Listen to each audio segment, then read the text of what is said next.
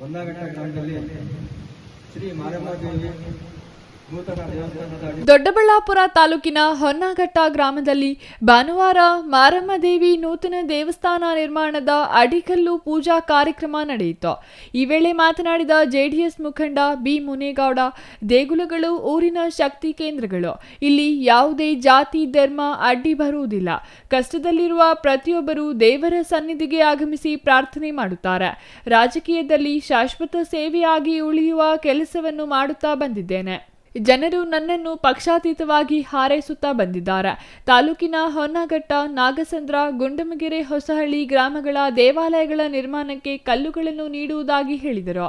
ಇದು ಪಕ್ಷ ಅಂತಲ್ಲ, ಇವತ್ತು ಕರೆದಿರೋದು ಊರ್ನೂರು, ನಮ್ಮ ಹೊನ್ನಘಟ್ಟದವ್ರು ಊರ್ನೂರು ನಾನು ಕರೆದಿರೋದು. ಅವ್ರು ನಾನು ಯಾರ ಪಕ್ಷ ಅಂತ ನಾನು ಯಾರನ್ನೂ ಕೇಳಲೇ ಇಲ್ಲ. ಯಾರನ್ನೂ ನಾನು ಯಾವ ಪಕ್ಷಪ್ಪ ನೀವು ಯಾವ ಪಕ್ಷ ಅಂತ ನಾನು ಕೇಳಿಲ್ಲ. ನನ್ನ ಕೆಲಸ ದೇವ್ರಿಗೆ ಯಾವ ಪಕ್ಷ ಇದೆ, ದೇವಸ್ಥಾನ ಕಟ್ಟೋರ್ಗೆ ಯಾವ ಪಕ್ಷ ಇದೆ, ಯಾವುದೇ ಊರಲ್ಲಿ ಯಾವುದೇ ದೇವಸ್ಥಾನ ಕಟ್ಟಿದ್ರು ಎಲ್ಲ ಪಕ್ಷದವರದ್ದು ಒಂದು ಕಿರು ಕಾಣಿಕೆ ಇದ್ದೇ ಇರ್ತದೆ. ಅದೇ ರೀತಿ ನಂದು ಒಂದು ಕಾಣಿಕೆ ಇದೆ. ಅವ್ರಿಗೆ ಬೆಂಬಲ ಕೊಡಬೇಕು. ಎಷ್ಟೋ ಜನ ಎಂಥ ಊರಲ್ಲೂ ಇವತ್ತು ನನ್ನ ಹೊನ್ನಘಟ್ಟದವ್ರು ಏನು ಹೇಳಿದ್ರು ಅಂದರೆ, ನಾವು ಹಣ ಕೊಡುವಂಥ ಹೆಚ್ಚಲ್ಲ, ಇದನ್ನು ನಿರ್ವಹಿಸಿ ದೇವಸ್ಥಾನನ ಉದ್ಘಾಟನೆ ಮಾಡೋಗು ನೀವೇ ನಮ್ಮ ಜೊತೆಯಲ್ಲಿ ಸೇರಬೇಕು ಅಂತೇಳಿ ಅವ್ರ ಆಸೆ ಇದೆಯಲ್ಲ, ಆಸೆನ ಬೆಳೆಸ್ಕೊಬೇಕು. ನಮ್ಗೆ ರಾಜಕಾರಣನೇ ಬೇಕು ಅನ್ನೋದೇನು, ನಮ್ಮ ಆರೋಗ್ಯ ಭಾಗ್ಯ ಚೆನ್ನಾಗಿರಬೇಕು, ಜನಸಂಪರ್ಕ ನಮ್ಗೆ ಚೆನ್ನಾಗಿರ್ಬೇಕಾದ್ರೆ ಏನು ಬೇಕಾದ್ರೂ ಜಯಿಸ್ಬೋದು. ರಾಜಕಾರಣದಿಂದನೇ ಜಯಿಸ್ಬೇಕಾಗಿಲ್ಲ, ಏನು ಬೇಕಾದ್ರೂ ಜಯಿಸ್ಬೋದು.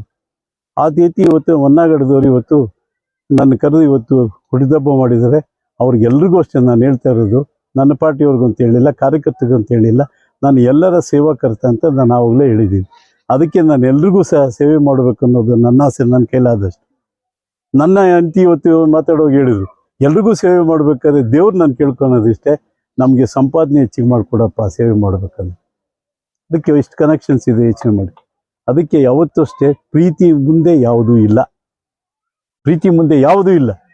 ದ್ವೇಷದ ಮುಂದೆ ನಮಗೆ ಅಹಂಕಾರ ಇದ್ದವ್ರಿಗೆ ದ್ವೇಷ ಇರ್ತದೆ, ಪ್ರೀತಿ ಬೆಳೆಸೋರಿಗೆ ಯಾವುದೂ ದ್ವೇಷ ಬೆಳೆಯಿಲ್ಲ.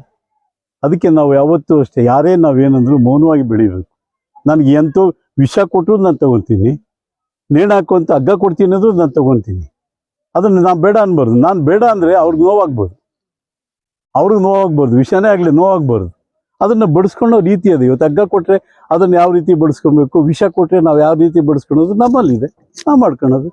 ಅದಕ್ಕೆ ನನ್ನ ಯಾರೇ ಏನೇ ಅಂದರು ದೇವರು ಅವರಿಗೆ ಆರೋಗ್ಯ ಕೊಡಲಿ, ದೇವರು ಅವರಿಗೆ ಯಾವತ್ತೂ ಅಷ್ಟೇ ಆಯಸ್ಸು ಚೆನ್ನಾಗಿ ಕೊಡಲಿ ಅಂತ ನಾನು ದೇವರಲ್ಲಿ ಕೇಳ್ಕೊಂತೀನಿ. ಇದೇ ವೇಳೆ ಇತ್ತೀಚೆಗೆ ಅಗಲಿದ ಮಾಜಿ ಪ್ರಧಾನಿ ದೇವೇಗೌಡರ ಪತ್ನಿ ಚೆನ್ನಮ್ಮ ಅಗಲಿಕೆ ಸಂತಾಪ ಸೂಚಿಸಲಾಯಿತು. ನಾನು 20 ವರ್ಷಗಳ ಹಿಂದೆ ದೊಡ್ಡಬಳ್ಳಾಪುರಕ್ಕೆ ಬರಲು ಕಾರಣ ಚೆನ್ನಮ್ಮ.